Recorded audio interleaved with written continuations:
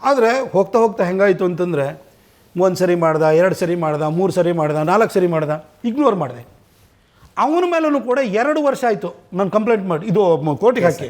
Court PCR ಮಾಡಿದ್ದೀನಿ ಅವನ ಮೇಲೆ, ಪುಷ್ಪ ಅಮರನಾಥ್ ಮೇಲೆ. ಪುಷ್ಪ ಅಮರನಾಥ್ ಆಕೆನೀಗ ಗ್ಯಾರಂಟಿ ಸ್ಕೀಮ್ಗಳದ್ದೇನೋ ಇಂಪ್ಲಿಮೆಂಟೇಷನ್ದು ಉಪಾಧ್ಯಕ್ಷನೇನೋ ಮಾಡಿದ್ರಲ್ಲ, ಆಕೆನೂ ಹಿಂಗೇ ಮಾತಾಡೋಂಥ ಬರೋದು, ಪ್ರೆಸ್ ಕ್ಲಬ್ಬಲ್ಲಿ ಬರೋದು, ಹೋಗ್ಬಿಟ್ಟು ಏನೇನು ಹೇಳ್ಬಿಡ್ದು, ವಿಡಿಯೋ ಇದೆ ಅನ್ನೋದು. ಆಯ್ತಪ್ಪ ಮಾತಾಡ್ತಿದ್ರು. ನಾನು ಹೋಗಿದೆ ಸೀದಾ ಕೋರ್ಟಿಗೆ ಹೋದೆ.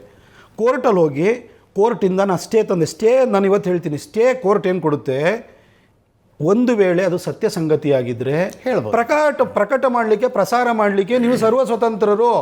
ಅಸತ್ಯವನ್ನಷ್ಟೇ ಹೇಳಬಾರ್ದು ಅಂತಿದೆ. ಸ್ಟೇ ತಗೊಂಡು ಎಲ್ಲಿದೆ ಸ್ಟೇ ಇದು?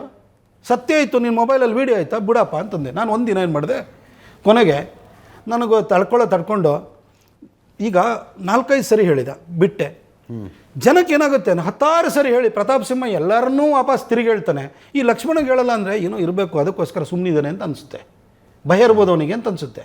ಅದಕ್ಕೆ ಜನರ ಮನಸ್ಸೊಳಗಡೆ ಅನುಮಾನ ಸೃಷ್ಟಿಸುವಂಥ ಈ ಪ್ರಯತ್ನ ಇತ್ತಲ್ಲ, ಅದಕ್ಕೆ ಹೇಳಿದೆ, ಏನಪ್ಪ ನಿನ್ನ ಮನೆಯವ್ರದ್ದೇನಾರು ಇದೆಯಾ, ಮತ್ತು ಯಾಕೆ ನೀನು ಭಯ, ಕೊಡು ಮೀಡಿಯಾದವರಿಗೆ, ಇಲ್ಲ ಕೊಡು ಕೋರ್ಟಿಗೆ ಅಂತ ಕೇಳಿದೆ. ಮತ್ತು ಅದೇ ಮಾತಾಡ್ದ.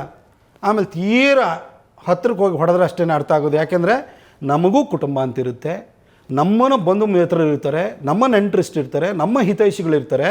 ನಮ್ಮ ಬಗ್ಗೆ ಈ ರೀತಿ ಅಪನಂಬಿಕೆ ಬರೆಸುವಂತಹ ಆರೋಪಗಳನ್ನು ಮಾಡ್ತಾ ಇರ್ಬೇಕಾದ್ರೆ ನಮ್ಮವರಿಗೂ, ನನ್ನನ್ನು ಇಷ್ಟಪಡೋವಂಥವ್ರಿಗೂ ನೋವಾಗುತ್ತೆ ಅನ್ನೋದು ಅವನಿಗೂ ಅರ್ಥ ಆಗಬೇಕು ಅಂತೇಳಿ ಹೇಳ್ಬಿಟ್ಟು, ನಿನ್ನ ಹೆಂಡ್ತಿದೆಯಾ, ಇನ್ನೊಂದು ಹೇಳೋಕೆ ಹೋಗಲ್ಲ, ಇನ್ನೊಂದು ಯಾರ್ದು ಇದೆಯಾ ಅಂತ ಕೇಳಿದೆ. ಆವಾಗ ಭಾಳ ಹರಟಾಗ್ಬಿಟ್ಟು ಅವನು ಹುಚ್ಚುಚ್ಚಾಗಿ ಮಾತಾಡ್ಬಿಟ್ಟು ಇವಾಗ ತೆಪ್ಪಗಾಗಿದ್ದಾನೆ. ಒಂದೊಂದು ಸರಿ ಅವರಿಗೆ ಅರ್ಥವಾಗುವಂಥ ಭಾಷೆಯಲ್ಲೇ ಉತ್ತರ ಕೊಡಬೇಕಾದಂಥ ಅನಿವಾರ್ಯತೆ ಬರುತ್ತೆ. ಯಾಕೆಂದರೆ ನಾವು ಈ ಸಮಾಜದಲ್ಲಿ ಹುಟ್ಟಿದ್ಲ, ಒಂದೊಂದು ಸರಿ ಊರಿನಲ್ಲಿ ಒಂದು ಬೀದಿನೇ ಬಂದುಬಿಡುತ್ತೆ. ಊರಿನ ಬಂದಾದ ಕೂಡಲೇ ಊರಿನವರೆಲ್ಲ ಒಟ್ಟು ಸೇರಿ ಬೀದಿನೇ ಹೊಡೆದಾಕಿರೋ ಓಕೆ. ಯಾವನೊಬ್ಬ ಧೈರ್ಯ ಮಾಡಿಬಿಟ್ಟು ಊರಿನವರೆಲ್ಲ ಅಯ್ಯೋ ಎಲ್ಲ ಕಚ್ಬಿಟ್ಟು ಕಷ್ಟ ಅಂತ ಹೇಳ್ಬಿಟ್ಟು ಎಲ್ಲ ಮನೆ ಒಳಗಡೆ ಕೂತಿರ್ತಾರೆ, ಕಿಟಕಿಲಿ ನೋಡ್ತಾ ಇರ್ತಾರೆ. ಒಬ್ಬೇನೋ ಧೈರ್ಯ ಮಾಡಿಬಿಟ್ಟು ಹೋಗ್ಬಿಟ್ಟು ಅದನ್ನು ಬೀದಿನೇ ಹೊಡೆದಾಕ್ಬಿಡ್ತಾನೆ. ಪ್ರತಾಪ್ ಸಿಂಹ ಬೀದಿನೇ ಹೊಡೆದಾಕ್ಬಿಟ್ಟ ಅಂತಂದ್ಬಿಟ್ರೆ, ಹಂಗೆ ಬೀದಿನೇ ಹೊಡೆದಾಕಿದ್ದೀನಿ ಅಷ್ಟೇ. ಇದು ಸಮಾಜದ ಸ್ವಾಸ್ಥ್ಯದ ದೃಷ್ಟಿಯಿಂದ ಕೊಚ್ಚಗೆ ಯಾಕೆ ಕಲ್ಲಾಗ್ತೀಯ ಅಂತ ಕೆಲವರು ಹೇಳ್ತಾರೆ. ಅಲ್ಲ, ಕೊಚ್ಚೆನ ಹಾಗೆ ಬಿಟ್ಟರೆ ಜೋರಾಗಿ ಮಳೆ ಬಂದು ತೊಳ್ಕೊಂಡು ಹೋಗಲಿಲ್ಲ ಅಂದರೆ ಅಲ್ಲಿ ಸೊಳ್ಳೆ ಬರುತ್ತೆ. ಸೊಳ್ಳೆ ಬಂದಾದರೆ ನಿಮಗೆ ಕಚ್ಚುತ್ತೆ, ಮಲೇರಿಯಾ ಬರುತ್ತೆ, ಡೆಂಗ್ಯೂ ಬರ್ತದೆ, ಇನ್ನೇನೋ ಸಮಸ್ಯೆಗಳು ಬರುತ್ತೆ.